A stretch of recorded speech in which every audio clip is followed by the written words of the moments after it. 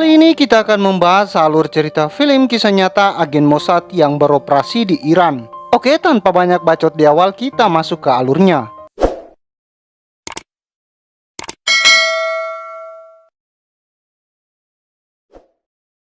Adegan diawali dengan sebuah penerbangan menuju India yang lepas landas dari Yordania.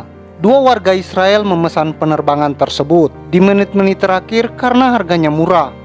Dalam perjalanan tersebut, pesawat mengalami masalah mesin dan harus melakukan pendaratan darurat di Teheran, Iran. Warga negara Israel tersebut khawatir karena Israel adalah negara musuh bagi Iran dan mereka takut ditangkap. Saat pesawat mendarat, mereka dibawa untuk diinterogasi. Pada saat yang sama, seorang wanita yang mengenakan burka dan bepergian dengan penerbangan yang sama pergi ke kamar mandi dan bertukar pakaian dengan wanita lain lalu menggantikan tempatnya. Namun saat keluar dari kamar mandi, ia bertabrakan dengan penumpang Israel tersebut dan mengenalinya karena mereka bekerja di pangkalan militer yang sama. Saat ia meminta bantuan, mereka diinterupsi dan wanita itu menyangkal mengenalnya. Lalu ia pergi dan berhasil keluar dari bandara menggunakan identitas wanita yang ia tukar tempatnya. Kita mengetahui bahwa wanita yang ia tukar tempatnya adalah Vila dan ia bekerja di unit pasokan listrik Iran namanya Tamar. Dia adalah agen Mossad dan peretas komputer yang sedang menjalankan misi penyemaran.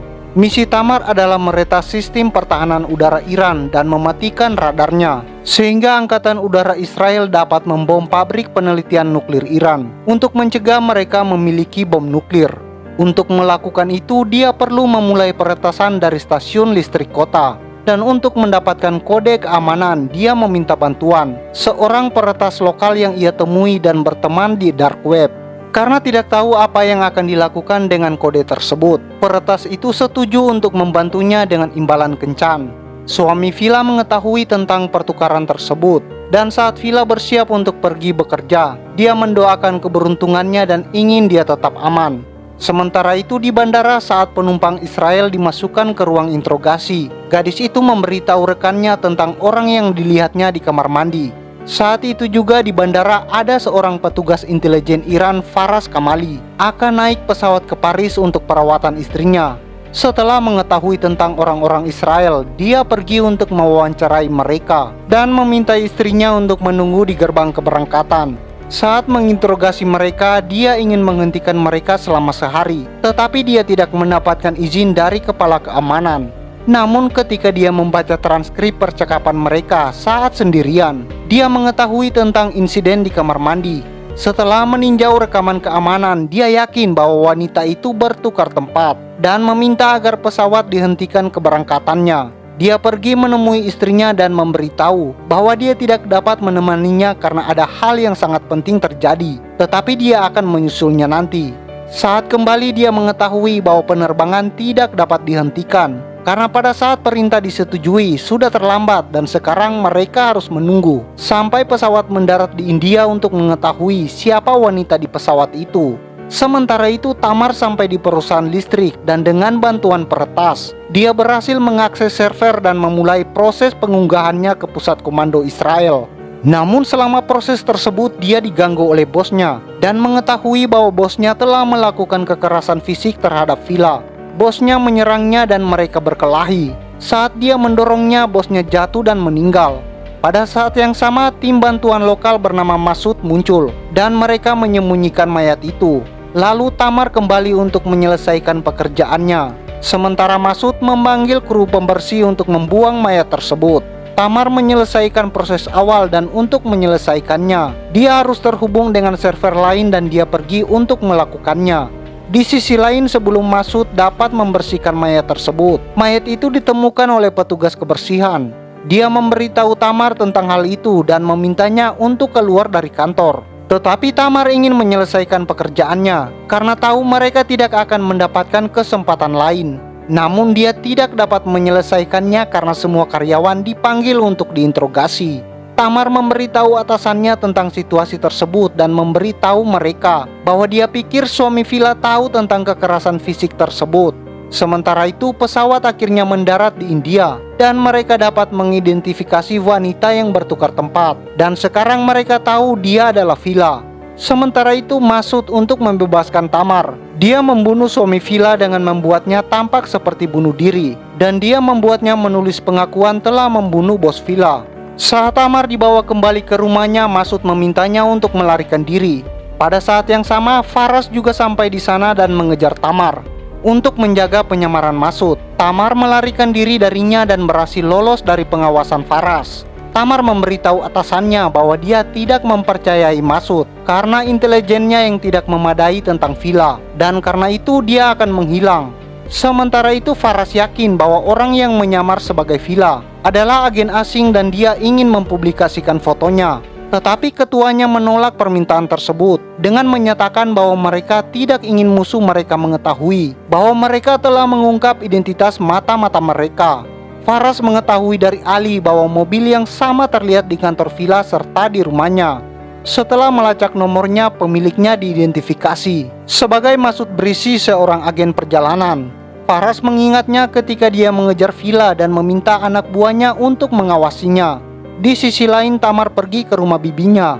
Di sini kita mengetahui bahwa ibunya dan bibinya Arsu tidak berhubungan baik karena bibinya memutuskan untuk tinggal di Iran. Dan karena itu suaminya memintanya untuk memutuskan semua hubungan dengan keluarganya. Tamar berhasil meyakinkannya untuk mengizinkannya menginap di rumahnya semalam. Si bibi memberitahu keluarganya bahwa Tamar adalah salah satu mantan muridnya dan akan menginap di sana malam itu. Tamar kembali berhubungan dengan seorang peretas dan bertanya apakah dia bisa mendapatkan paspor untuknya. Peretas itu setuju dengan syarat Tamar melakukan sesuatu untuknya dan memintanya untuk bertemu keesokan harinya. Sementara itu di Israel, atasan Tamar bernama Yael yang tidak tahu di mana Tamar berada pergi mengunjungi rumahnya dan mengambil laptopnya. Setelah membobol laptopnya, dia berhasil mendekod lokasi tempat Tamar akan bertemu dengan sumbernya. Dia pun mengirim Masud untuk menjemputnya. Saat Tamar bersiap untuk pergi, dia mengetahui bahwa sepupunya berencana untuk pergi ke demonstrasi dan memintanya untuk bergabung. Tetapi Tamar menolak dan pergi menemui peretas di sebuah taman. Kita mengetahui bahwa nama peretas itu adalah Milad, dan dia ingin Tamar membantunya mematikan kamera di pusat kota, tempat mereka akan berdemonstrasi agar tidak ada yang dapat diidentifikasi dan ditangkap. Tamar membantunya dan ingin membantunya mendapatkan paspor. Tetapi peretas itu bersikeras agar dia bergabung dengan demonstrasi dan membawanya pergi. Tamar bersamanya dan di demonstrasi keadaan menjadi kacau karena pihak yang berlawanan saling bentrok. Selain itu, Tamar mendapati dirinya bertentangan dengan sepupunya dalam masalah ini. Sementara Ali yang mengejar Masud malah menemukan Tamar. Saat ia hendak menangkapnya, ia dihentikan oleh Masud yang memberi Tamar kesempatan untuk melarikan diri. Tamar kembali ke rumah, tetapi sepupunya yang mengetahui pandangan Tamar yang berbeda menyuruhnya segera pergi. Saat ia pergi, ia disergap oleh sepupunya dan para pendukung perjuangan tersebut. Meskipun Tamar melawan balik, ia kalah jumlah. Namun Tamar bisa melawan. Tamar pergi ke rumah Milad dan memintanya untuk mengurus paspornya. Ia memberinya uang untuk itu dan menghabiskan malam itu di rumah Milad. Sementara itu, Ali yang mengikuti Masud mengira ia akan menjemput Tamar dan akhirnya mereka menangkapnya. Tetapi Masud memberitahu mereka bahwa ia tidak tahu apa-apa dan ia hanyalah seorang agen perjalanan. Di pagi hari, Tamar menyadari bahwa Milad telah menghabiskan semua uangnya dan ia tidak punya cara untuk mendapatkan paspor. Tetapi Milad memberitahunya bahwa jika ia memiliki paspor asli, ia dapat membuatkan untuknya. Mengetahui hal itu, Tamar pergi untuk mengambil paspor aslinya. Sementara sepupunya yang tangannya patah akibat bantingan dari Tamar dibujuk oleh teman-temannya untuk melaporkan sepupunya ke pihak berwenang karena kemampuan berkelahinya terlalu hebat. Jadi mereka pun curiga kalau Tamar bukanlah orang biasa. Saat dia melaporkannya, keluarganya ditangkap dan ibunya memberitahu Faras tentang identitas asli gadis itu. Akhirnya Faras mengetahui nama aslinya. Tamar membobol rumah bibinya dan karena tidak ada orang di sana, dia berhasil mendapatkan paspornya. Saat dia memberikannya kepada Milad, Milad mengetahui bahwa namanya adalah Villa. Saat Milad bertanya lebih banyak, gadis itu mengarang cerita dan memberitahu bahwa dia bekerja di perusahaan listrik dan mencoba mematikan listrik di beberapa daerah. Dan itulah mengapa dia meminta bantuan Milad dengan kode-kode tersebut. Dia berharap dengan matinya listrik di beberapa daerah kota, bosnya akan disalahkan dan dipecat. dia akan bebas darinya karena bosnya telah melakukan pelecehan seksual terhadapnya. Tetapi sebelum dia bisa melakukan itu, suaminya membunuh bosnya. Dan sebelum melarikan diri, suaminya mengusirnya dari rumah karena telah merusak kehormatannya. Selain itu, saudara laki-laki suaminya yang menyerangnya. Sekarang polisi juga mencarinya. Karena itu dia ingin mendapatkan paspor untuk bisa keluar. Mengetahui hal ini, Milad akan memberinya paspor dalam beberapa jam. Tamar siap berangkat di pagi hari dan mereka berpelukan di malam hari. Milad memberitahu Tamar bahwa jika ia ingin mematikan listrik di kota, ia bisa melakukannya karena ia memiliki kontak di gardu induk perusahaan listrik. Di pagi hari saat Tamar hendak pergi, ia menyadari bahwa apa yang perlu ia lakukan penting untuk negaranya. Mengetahui bahwa ia memiliki kesempatan lain dan akan kembali. Sementara itu, istri Farad menjalani operasi yang sukses dan ia akan kembali. Tetapi ia diculik oleh Israel atas perintah Gorev, kepala operasi Mossad. Gorev memberitahu Faras tentang hal itu dan ingin ia membebaskan Masud dan mengizinkannya meninggalkan negara itu jika ia ingin bertemu istrinya lagi. Mengetahui hal ini, Faras mengeluarkan Masud dari tahanan dan saat ia melepaskannya, ia memperingatkannya untuk tidak pernah kembali ke Iran. Saat Masud bersiap untuk pergi, Faras memberitahu dia bahwa mereka telah menculik istrinya dan jika sesuatu terjadi padanya, ia tidak akan pernah melihat istri dan anak-anaknya lagi. Mengetahui hal ini, Masud karena takut meninggalkan keluarganya sendirian di Iran, ia memutuskan untuk tinggal. Saat ia mengkonfirmasi keputusannya, Gorev yang tahu bahwa Masud terlalu banyak tahu, mengeluarkan perintah pembunuhan dan ia pun dieliminasi. Kepala polisi yang tahu Faras telah mengeluarkan Masud tidak mempercayainya dan menuduhnya membantu Israel lalu menskornya. Sementara itu, Tamar memberitahu atasannya tentang cara lain untuk masuk ke jaringan dan mereka ingin dia mengerjakannya. Tetapi untuk saat ini mereka akan melanjutkan dengan rencana lain dan jika gagal dia memakai rencana cadangan. Tamar memutuskan melanjutkan misi. Milad memberitahu Tamar bahwa mereka harus pergi ke luar kota untuk sebuah pesta agar dapat bertemu dengan kontaknya. Saat mereka sampai di sana, Tamar mengetahui bahwa teman-teman Milad sebenarnya menjual pil di pesta tersebut dan mereka juga melibatkannya. Milad mengajaknya untuk mengkonsumsi ekstasi agar mereka dapat bersenang-senang. Mereka ikut bersenang-senang dan akhirnya berciuman.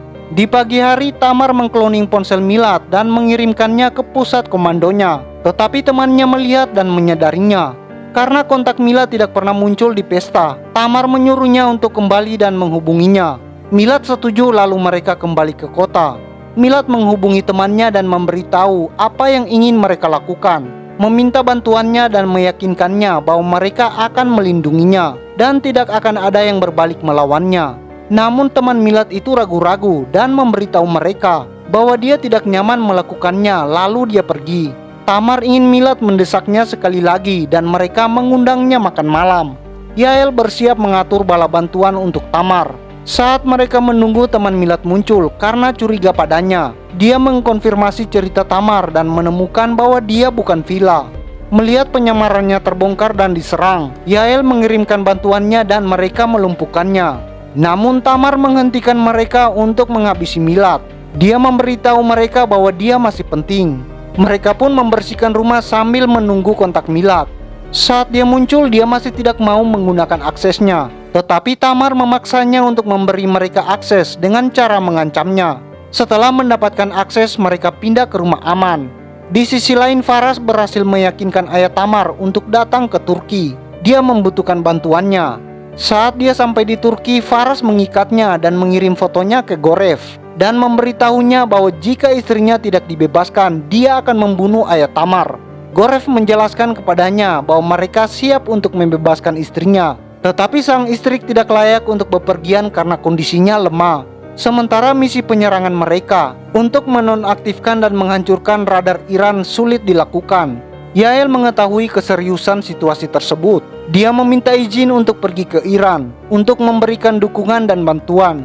Sementara itu, Ali mengetahui dari keamanan cyber tentang kemungkinan peretasan dari pembangkit listrik dan titik-titik serangan rentan lainnya.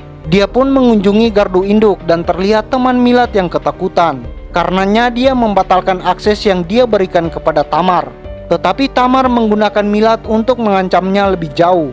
Dan dia akhirnya memberi Tamar akses lagi. Tetapi kali ini itu adalah jebakan bagi mereka. Saat mereka bersiap untuk pergi, Tamar menerima foto ayahnya dari Faras yang memintanya untuk menyerah.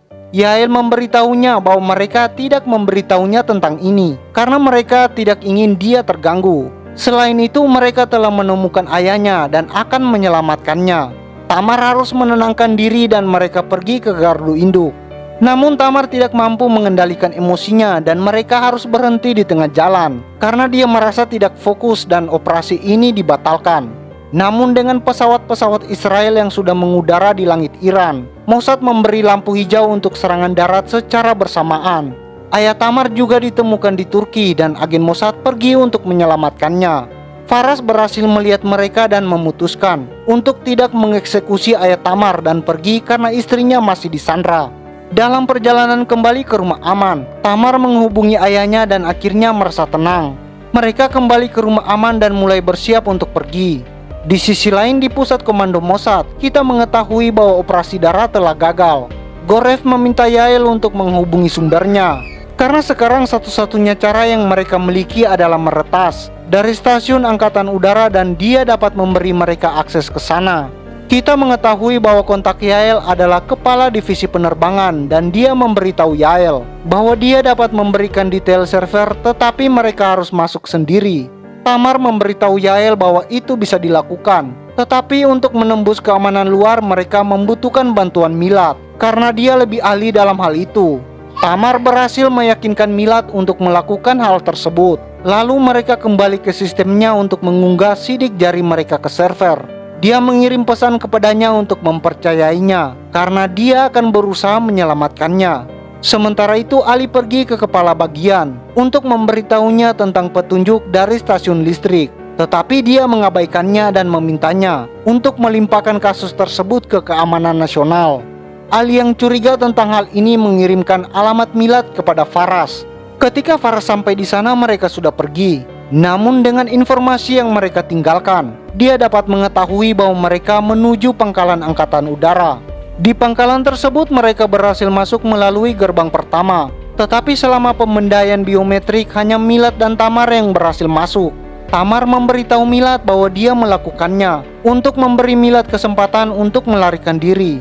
Sebelum pergi, Milad memberitahu Tamar bahwa dia mencurigai situasi ini terlalu mudah untuk membobol sistem dan itu terasa tidak benar.